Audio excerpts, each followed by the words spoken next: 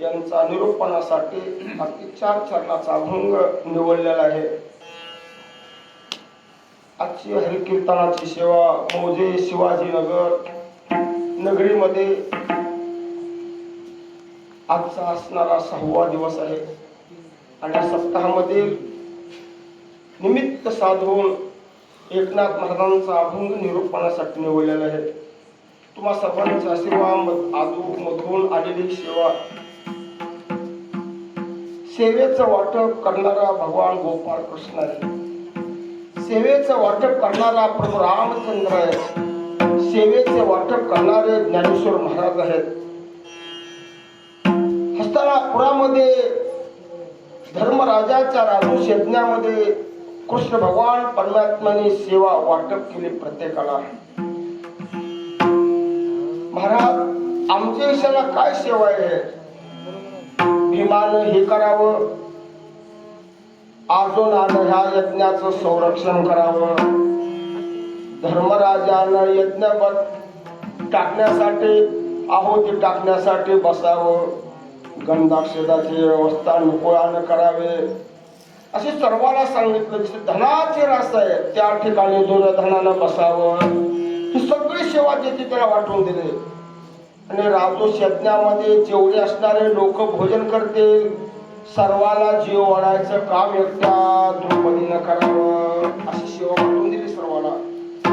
सर्वांनी ज्याची त्याची सेवा इमान इतबारीनं केली. आणि मग विचारलं महाराज सर्वांना सेवा वाटून दिली, तुम्ही काय करणार? मी पत्रवाळ्या उचलणार. विठ्ठल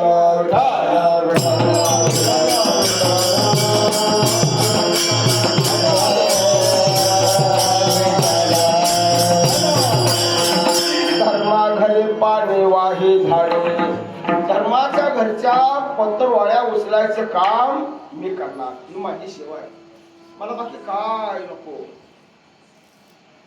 ही जशी देवानं सेवा सर्वांना वाटून दिली आपल्या विषयाला ही देते तशी सत्यातली सेवा प्रत्येकाला संयोजक मंडळीने वाटून दिलेली आहे. आणि ती सेवा तुम्ही सर्वजण करत आलात. माझ्या पांडुरंगाला एवढीच विनंती आहे की देवा आमची जी सेवा आम्हाला दिलेली आहे ती फक्त सेवेचा स्वीकार तुम्ही करा. घ्यावे घ्यावे माझे सेवा,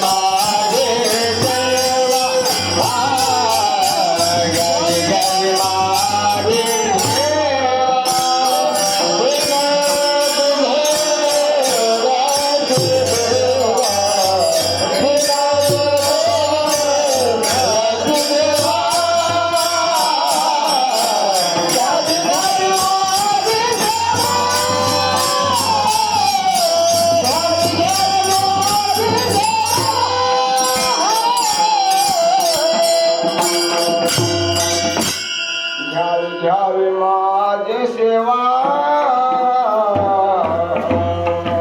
देवा आमची जी सेवा आहे ती सेवा तुम्ही रुजू करून घ्या तुमच्या चरणावर, एवढीच आमची विनंती आहे. ही जी सेवा आहे दिलेली सेवा तुम्हा सर्वांच्या चरणावर एक विनंती आहे की आमची ही सेवा तुम्ही रुजू करून घ्या. विठ्ठल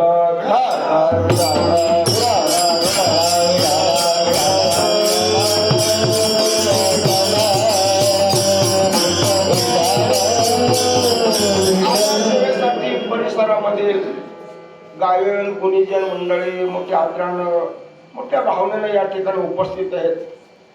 महाराज सांगतात कीर्तनामध्ये गायक वादक असतील तर कीर्तन गोड दिसते, गोड दिसते. एखाद्या माऊलीच्या अंगावर जर भरजरी शालू असेल तर ती माऊली गोड दिसते. तसं कीर्तनामध्ये गायक वादक असतील तर कीर्तन गोड दिसते. आणि ते जर नसतील तर फाटक्या वस्त्रावरला माणूस कधी चांगला दिसत नाही. तसंच जसे वस्त्र खर्च आणण्यासाठी त्याला पैका लागतो, तसं गायक आणण्यासाठी सुद्धा भाव लागतो. विठ्ठल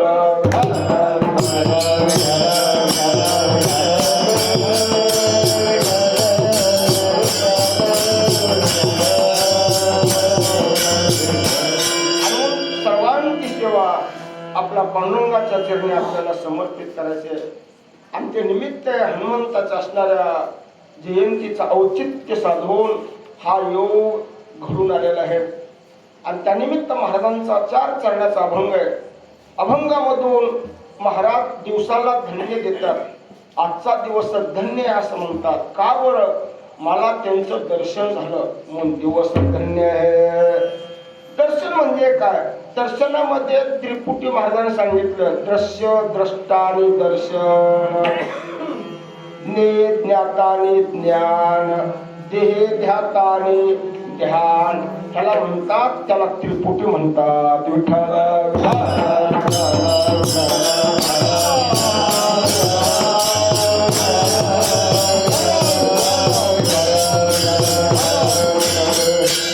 दृश्य म्हणजे काय, द्रष्टा म्हणजे काय आणि दर्शन म्हणजे काय? जगद्गुरु तुकाराम महाराजांचा दृश्य जी दिसतं त्याला दृश्य म्हणतात, पाहतात त्याला द्रष्टा म्हणतात, आणि त्याचं दर्शन होणं, प्रत्यक्ष भेटणं त्याला दर्शन म्हणतात. दृश्य काय आहे? उदाहरण महाराज सांगतात मौल्य. दृश्य काय आहे? हा फूल हार आहे, हे दृश्य. पाहणारा आपण आहोत, पण या हारामध्ये काय आहे त्याचं होणं त्याला दर्शन म्हणतात, पण ते होत नाही. ह्या हारामध्ये काय आहे? त्याला सुगंध आहे मध्ये, पण दिसतो का? दिसत नाही. फुलातला सुगंध दिसत नाही, साखरेतली गोडी दिसत नाही, तसा समाजातला देव कधी दिसत नाही. आणि त्याचं होतं त्याला दर्शन म्हणतात. विठ्ठल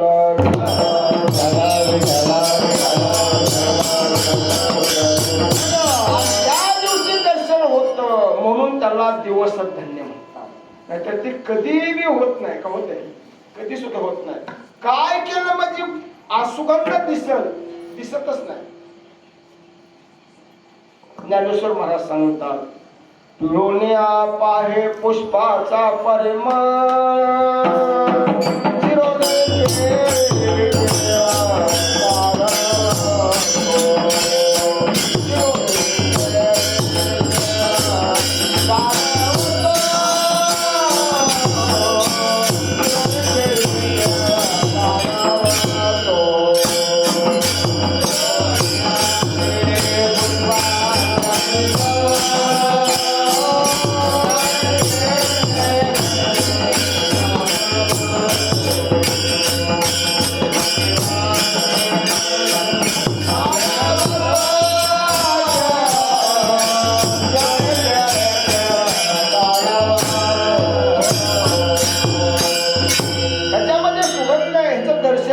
मला पाहायचा सुगंध म्हणून त्यानं फुलं घेतली, चोळायला सुरुवात केली सुगंध बाजूला काढण्यासाठी. ज्ञानेश्वर महाराज सांगतात, आणि त्यानं पिळायला सुरुवात केला. हा हार जसं धुणं पिळावं तसा हार पिळायला सुरुवात केला. निघत का? निघत नाही. तर दुसरा ग्रस्त, अरे एवढा केळीचा खूट उंच आहे, ह्याच्यातला गाभा काढावा, मग खुंट सोडायला सुरुवात केली. गाभा निघत का? निघत नाही. आणि मग केळीचं टरपळ काढलं, एवढी केळ गोड आहे, तेव्हा मधला गोडवा काढू म्हणून विचार केला. निघत का? कधी निघत नाही. तसा समाजातला देव कधी दिसतच नाही. विठ्ठल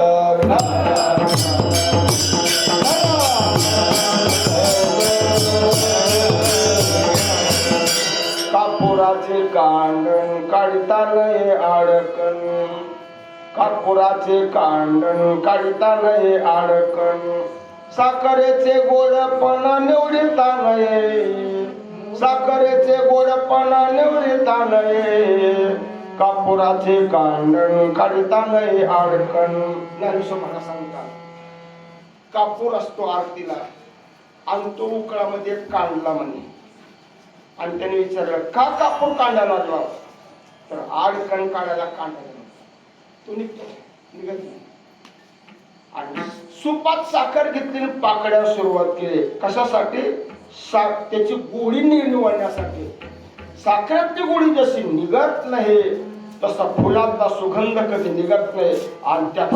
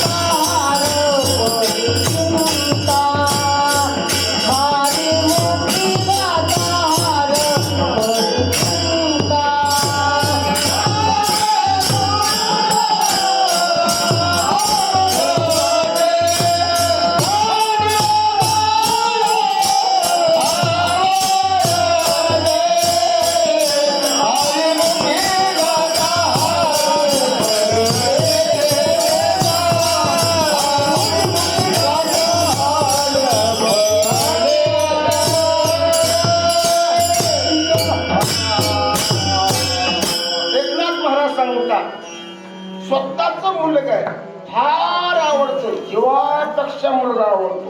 जीवापेक्षा आवडतंय मुलगा म्हणून काय खावा काय खाऊ नये. आणि लय फुल चांगलं आहे म्हणून काय चोळावं काय चोळू नये. हरे रामा हरे कृष्णा मनमोहना. गावचा पाटील झाला म्हणून काय गावाचं बुडवा. घरचा दिवा झाला म्हणून काय आल्याशी बांधावा.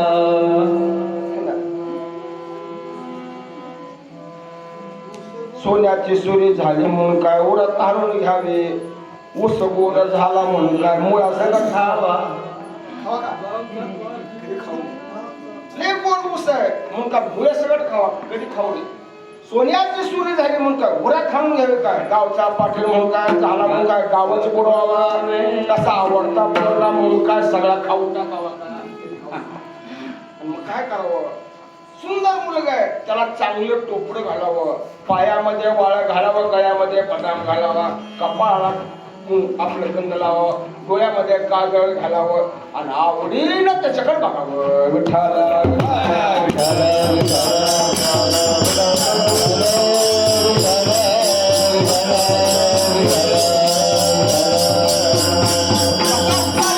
महात्मे तसा असणारा देव त्याचं दर्शन घ्यावं. आणि ज्या दिवशी होईल अनंत जन्माचा शिनजेला दर्शन आपण ते त्रिपुटी पाहिले. एकनाथ महाराज सांगतात नुसता शिनच जातो का अजून एक गोष्ट जाते दर्शनानं. एकनाथ महाराज सांगतात देह ध्याता धरवेल निज ज्ञान.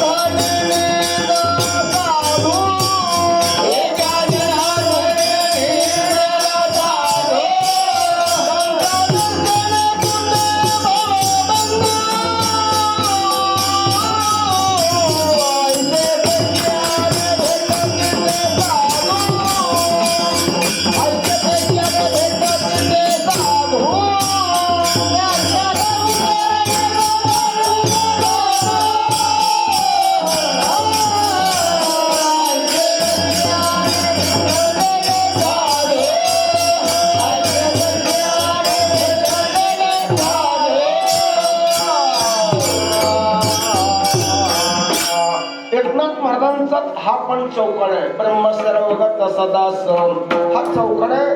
त्याच्यातलं शेवटचा चरण आहे. निजावर तिचा करवेल निरोधो जीव शिवाचा भोगवेल आनंदो एका जनार्दनी निज साधो.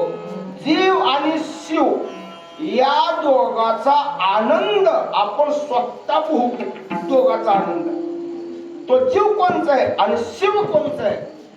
जगद्गुरु तुकाराम महाराज सांगतात, ब्रह्मांडामध्ये राहतो त्याला शिव म्हणतात आणि मृत्यू लोकांमध्ये राहतो त्याला जीव म्हणतात. वरला होट आहे त्याला शिव म्हणतात आणि खाल्ला होट आहे ना त्याला जीव म्हणतात. हमेशा फिरत राहतो त्याला शिव म्हणतात आणि जागेवर बसतो त्याला जीव म्हणतात. म्हणून वरली जात्याची पाळी फिरते तसा शिव सारखा फिरतो. वासुदेव करीतो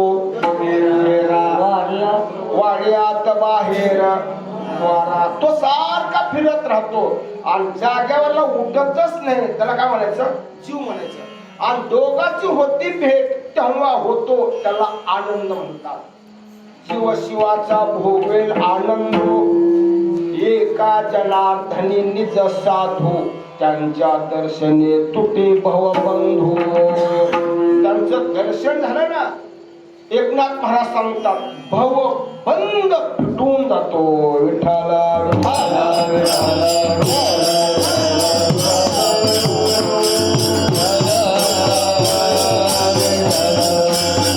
त्यांच्या दर्शने तुटे भवबंधू तुटून जातो. ते कसं? त्याचं उत्तर सांगतात. ज्या कृष्णानं दाढीनीची गाठ बांधली किती तोडायचा प्रयत्न केला पण तुटली का? तुटली नाही. पण देवानं नुसतं बघितल्या बरोबर सुटले. नुसतं बघितल्या बरोबर सुटले. ही ताकद कशाच्या? दृष्टीची आहे. कृष्णाच्या दर्शनानं गाठ सुटली. गांधारीच्या दर्शनानं दुर्योधन वज्रदेही झाला. दृष्टीनं गांधारीच्या कृष्णाच्या दृष्टीनं गाठ सुटली आणि संत महात्म्याच्या दर्शनानं भवबंधू तुटला. विठ्ठला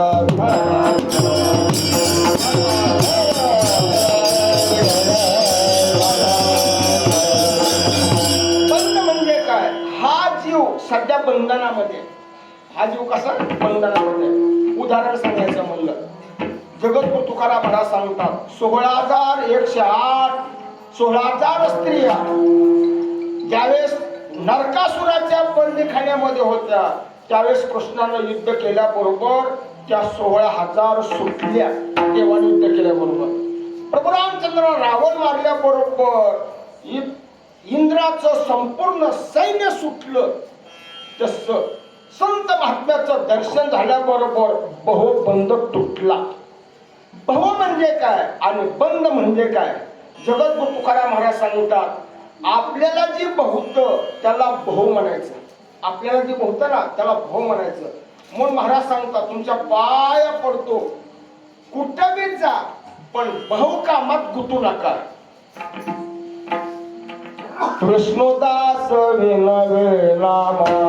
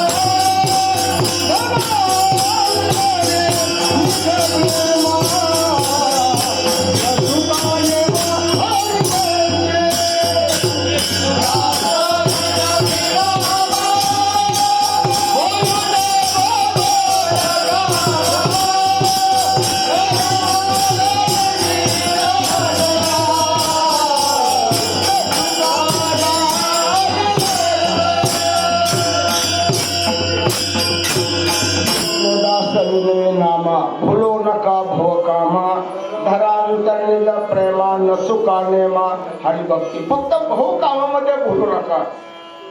एकनाथ महाराज सांगतात तेने तुटे भाऊबंधू दर्शनानं एक गोष्ट महाराज सांगतात अभंगामध्ये अनंत जन्माचा शिन गेला. कशाचा शिन आहे या देवाला?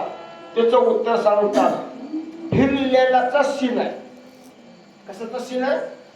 फिरलेलाचा शिन आहे. हा जीव हितपर्यंत फिरूनच आला म्हणून त्याला शिन आला. हिंडता गव्हाने गा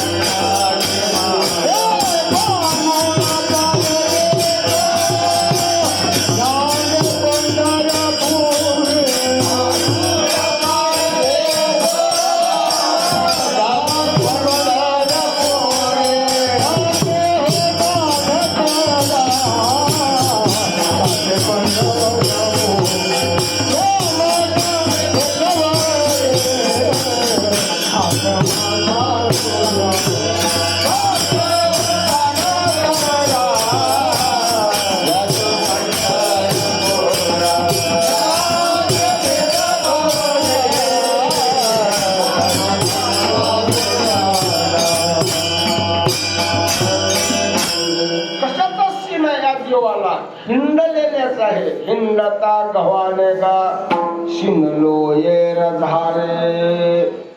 जायचं यायचं जायचं यायचं जायचं यायचं याचा शिन या जीवाला झाला. शिनले माझे मन वाट पाहती लोचन. वाट बघून बघून बघून मन शिल्ल फिरून फिरून फिरून जीव शिल्ला. विठ्ठल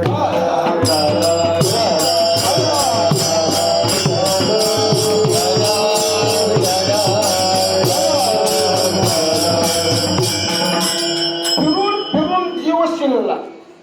हिंडता गव्हाने गा शिनलो येर धारे. ह्यांनी विचारलं कशाला एवढा फिरलाच कशाला फिरला? त्याचं उत्तर सांगतात जन्मने मरणे जन्मने मरणे ह्याला फिरणं म्हणतात. ह्याला फिरणं म्हणतात. कसं काय सांगायचं? एका गावात 2 वर्ष, दुसऱ्या गावात 2 वर्ष, तिसऱ्या गावात 3 वर्ष असं फिरून फिरून फिरून पोराची शाळा कुठंच लेवल लागली नाही. हे कुणाचं झालं? शिक्षकाचं. तिथं पद्धती तिथं जसा शिक्षक शिनला तसा हा जीव शिनला फिरून. कशासाठी? जन्म दुःख निवारे. जन्मणे आणि मरणे याचं दुःख आहे. किती जन्म झाला फेरा गणित नाही ज्ञाता.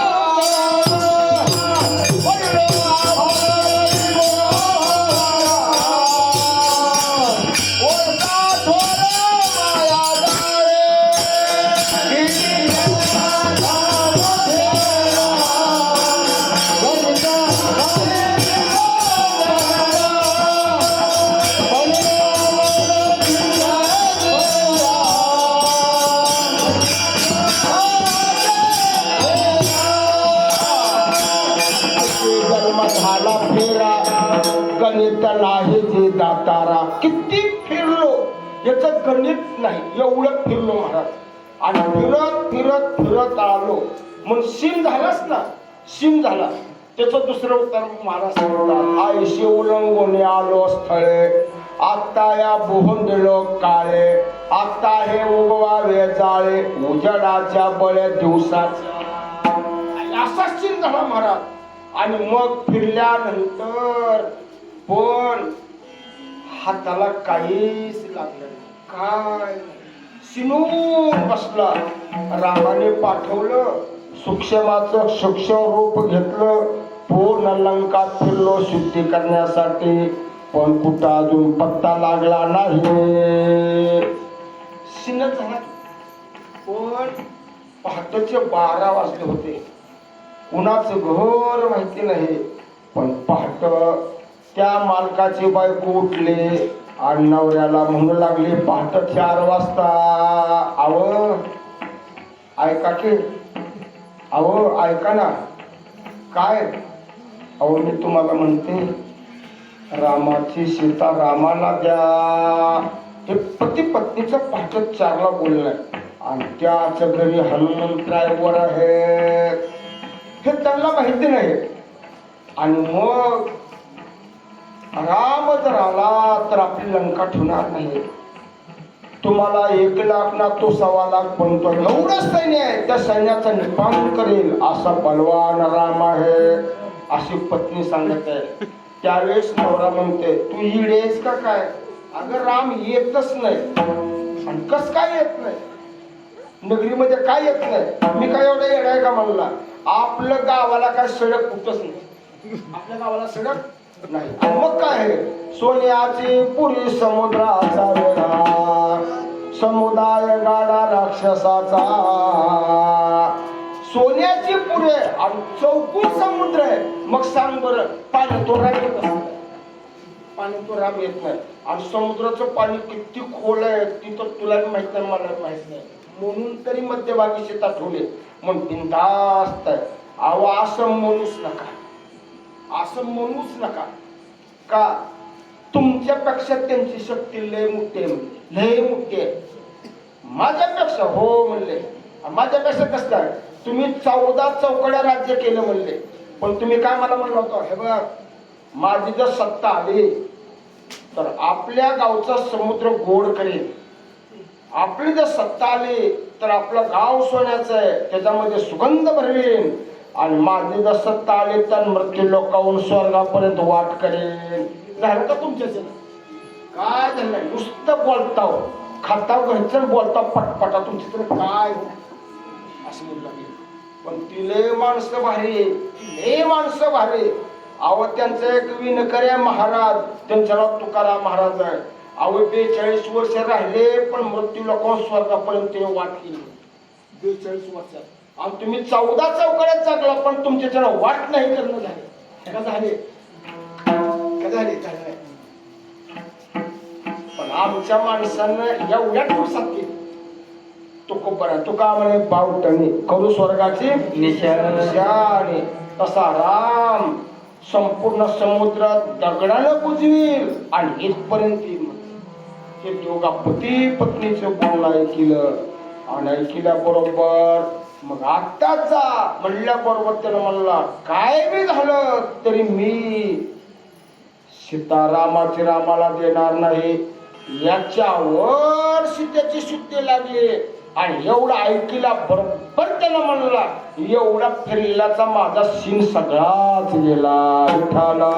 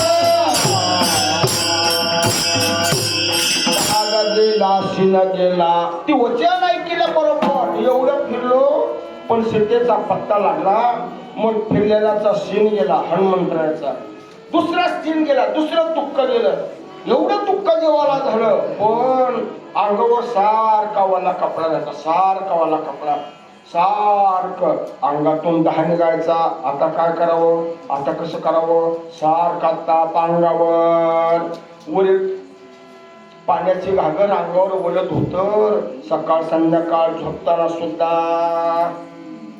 सीन झाला असा फिरू लागला फिरल्याबरोबर मग त्याला आठवलं आळंदीमध्ये आला माऊलीच्या दारामध्ये बसला आणि मग माऊलीने सांगितलं इथं बसू नकोस ज्या जगत तुकोबराची तुला काय ते निंदा घडली म्हणून असे आपदा भोगीत आहेत म्हणल्या बरोबर जा दर्शनाला जा म्हणल्याबरोबर ते हुला निघाला त्यांचं नाव रामेश्वर भक्त आणि पुढे दूध पाठवले एक अभंग महाराजांनी लिहून दिला आणि तो अभंग नुसता वाचला एक चरण वाचलं वाचल्याबरोबर आपदा खलास झाली होते शीतळ अग्नी ज्वाळा तुक ते देईल सर्व सुख फळ होतील शीतळ अग्नी ज्वाळा एवढं चरण वाचल्याबरोबर अंगातला दहा गेला म्हणजे त्याचा रामेश्वराचा वाचून चिन्ह गेला हनुमंतरायाचा ऐकून गेला आणि माझं दर्शन घेऊन गेला विठ्ठल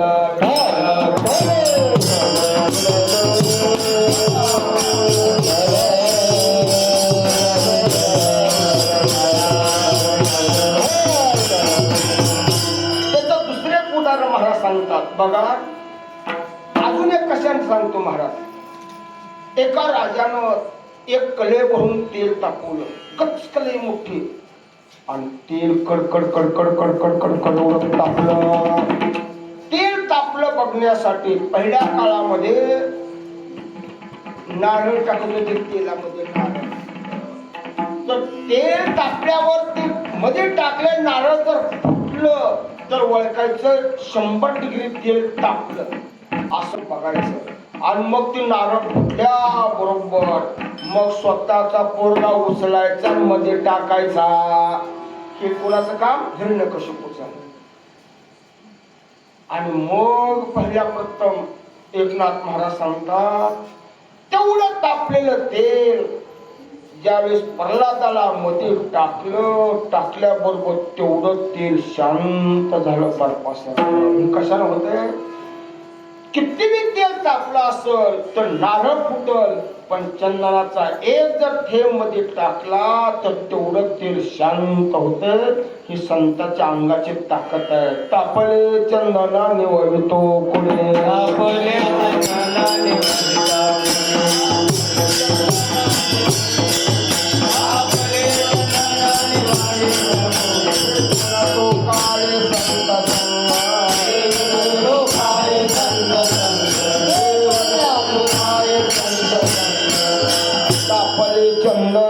निववितो किती बी आपले पुढे तापले असत तर चंदन लावला की शांत होते. पण बिब्याचं जर तेल लावलं तर अंग सुचते. चंदनामध्ये आणि बिब्यामध्ये ज्ञानेश्वर महाराज सांगतात कोणी कपराने पिळीला झडी म्हणून गेला पहिलं तो झाडी. खा डोळे उठले लवड सवडी नाक कान तोडी तैसे झाले. कोणी कपराने प्रवासी पिढीला स्नेहाळू देखिला बिगवा तो तयाचे स्नेह नावितांगे सुजला सर्वांगी तैसे झाले. बिब्याचं तेल लावलं की अंग सुचते आणि चंदनाचं तेल लावलं की असणार शरीर शांत होत. एवढा दोन्हीतला फरक आहे. बिब्याचं तेल म्हणजे तुम्ही आले, बिब्याचं तेल म्हणजे तुम्ही आले. बिब्याचं तेल म्हणजे तुमची काय माझी काय बायको बोलून माणसाचा सिद्ध आलाच का बोंबलून कुठून त्याला बिब्याचं तेल म्हणा. आणि चंदनाचं तेल म्हणजे काय? या ही वाणी मुख्य अमृताची वाणी देह देवाचे कारण एवढा अधिकार आहे. मग जगद्गुरु तुकाराम महाराज सांगतात तापलेलं तेल चंदनानं शांत होत आणि तापलेला देह संत दर्शन झाल्याबरोबर शिन जातो. अनंत जन्माचा शिन गेला विठोबा रघुमार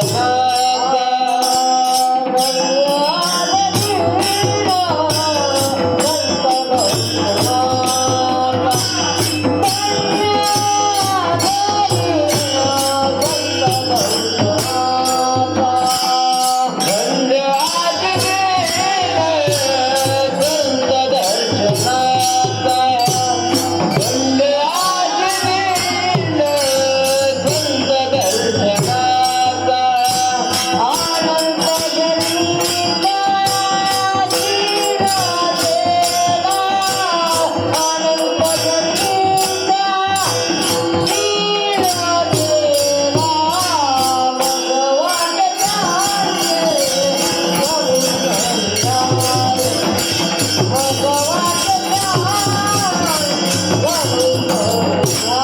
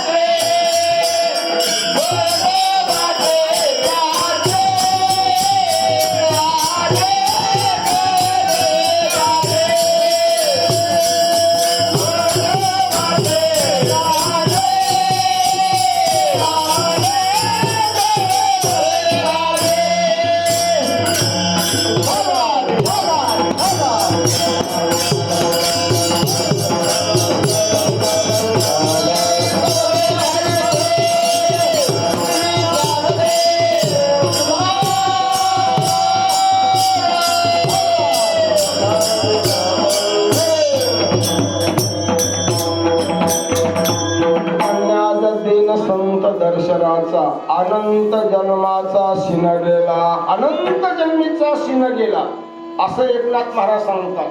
तो काय काय जाते आपण पाहिलं. आणि एवढं झालं म्हणून असं मला वाटलं आलिंगन द्यावे, असं वाटलं आलिंगन द्यावे. का बरं? त्याची 5 कारणं महाराज सांगतात. आलिंगन दिल्यावर काय होतं ते आलिंगन देणाऱ्याला कळावं लागते. पहिलं कारण, आलिंगने सुख वाटे, एक प्रेमेचे आनंद होते, हर्षे ब्रह्मांड उतटे, समूळ उठे मी पण. आलिंगन दिल्यानंतर मी पण राहत नाही, सुख वाटते, प्रेम आणि चित आनंद जीवाला होतो आलिंगन दिल्याबरोबर. अजून काय होतंय, आलिंगने संताच्या दिव्य झाले माझे काया, मस्तकही पायावरी त्यांच्या ठेवता. हे आलिंगनाचा महिमा आहे. म्हणून मजा वाटे त्याशी आलिंगन द्यावे. आणि एवढा फायदा, एवढा फायदा, अजून असं वाटतंय कदा न सोडावे कधी त्यांचं पाय सोडू नये, पडून राहील ते ठाई. उगाच संताची पायी न मागे न करी काही तुझ्या नगा विठोबा. आता दर्शन घेतल्यावर शिन गेला आणि नुसतं पाय बघितल्यावर काय जाते अभंगाच्या 3ऱ्या चरणात.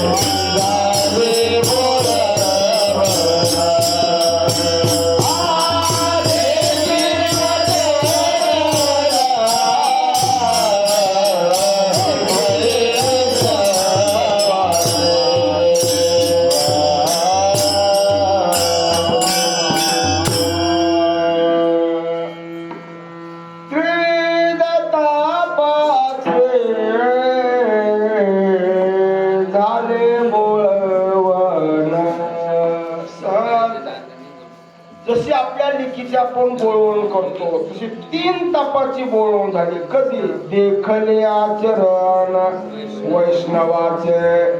पाय बघितल्यावर ताप गेले आणि दर्शन घेतल्यावर शिन गेला.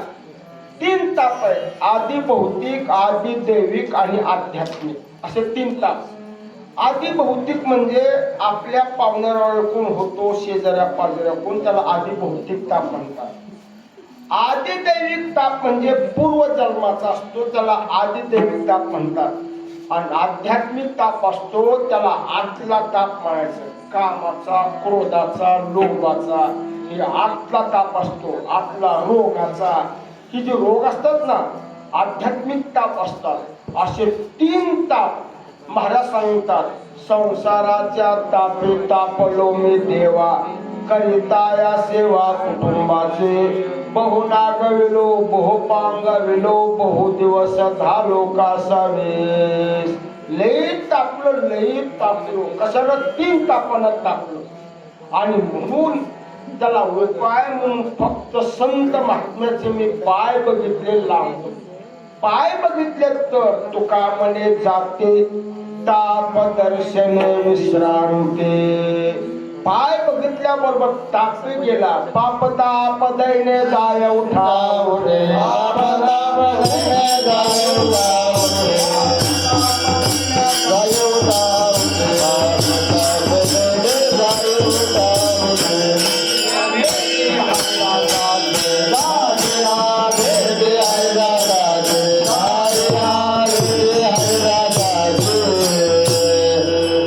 पाप ताप दैने जाय उठावरे.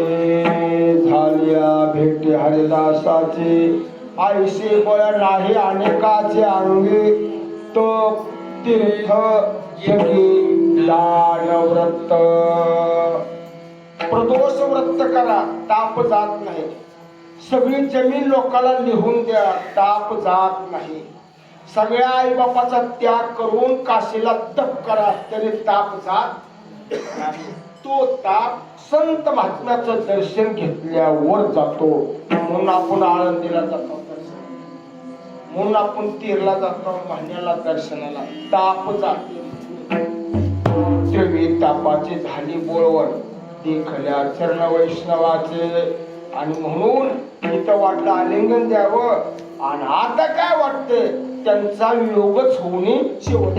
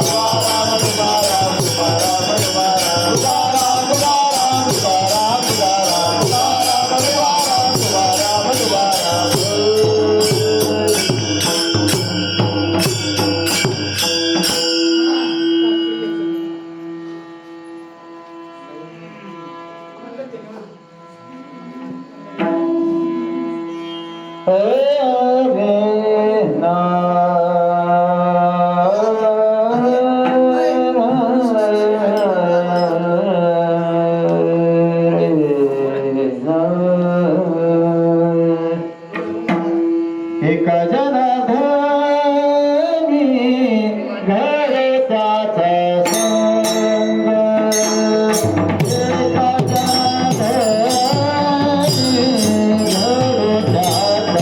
त्याचा संग एका जनार्दनी घडो त्याचा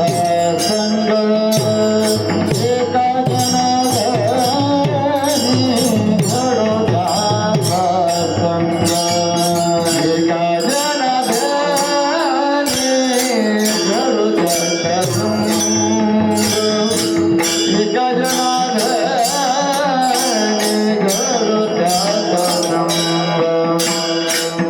एका जनार्दनी घडो त्याचा संग एका जनार्दनी घडो त्याचा संग एका जनार्दनी घडो त्याचा संग एका जनार्दनी घडो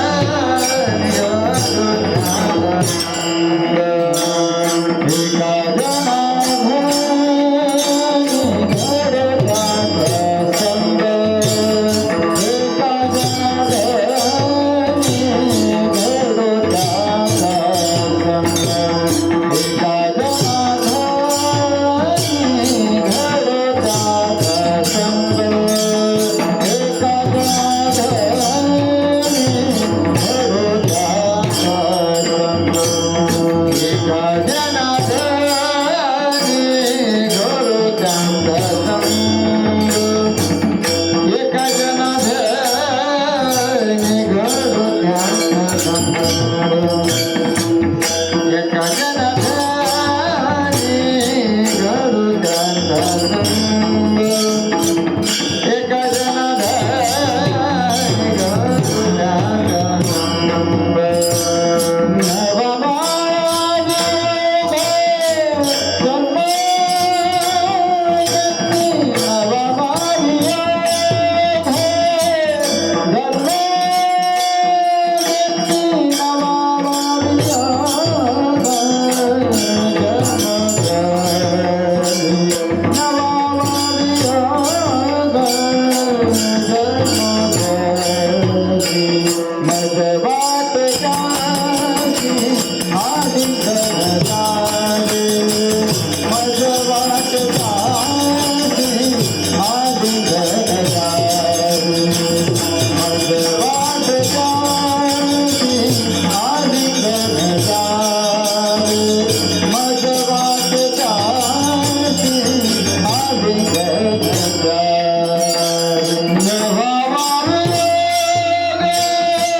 जन्म